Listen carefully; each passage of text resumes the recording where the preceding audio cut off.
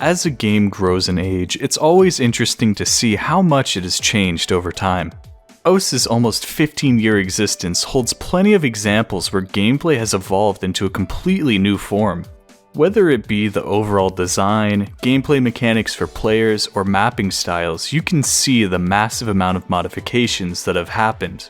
The most jarring contrast between then and the current day being the first beatmaps created for the game. Back in 2007, the game was originally meant to be a simulator of two Nintendo DS games, Tatake Ouendan and Elite Beat Agents. Peppy loved the games, but wanted to create levels of his own favorite songs, so he created OS to do just that.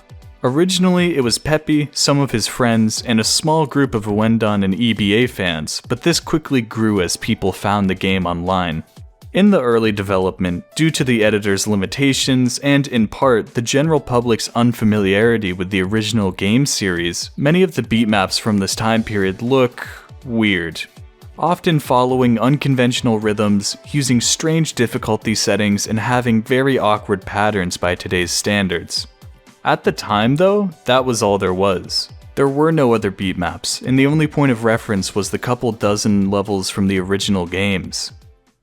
This brings me to the first ever beatmap made in the game.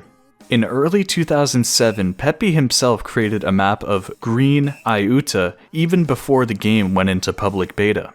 Made in the first ever .osu format, he created the map without sliders or spinners because those objects were what most people found the hardest at the time. It's a very unique map that is definitely a product of the time period where it was created.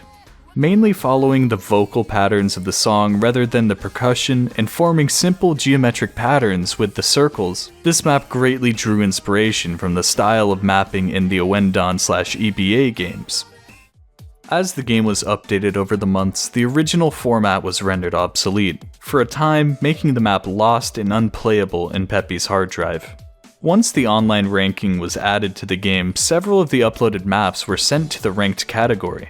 The first of which being Peppy's own map of Disco Prince on October 6, 2007, which has gained notoriety for this reason.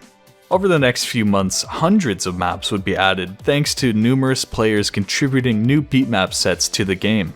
Come April 2008, Peppy would find the original file for Iuta and update it to fit the new .osu format, effectively recovering the lost map. He uploaded it and even added a hard difficulty, but it wouldn't end up joining the ranked category until December 8, 2008. It's quite a remarkable thing that we, in the current day, can still see and play the first beatmap ever created. That's probably the most direct way to compare and contrast how far we've come in terms of core mapping values, player skill, and even base game mechanics.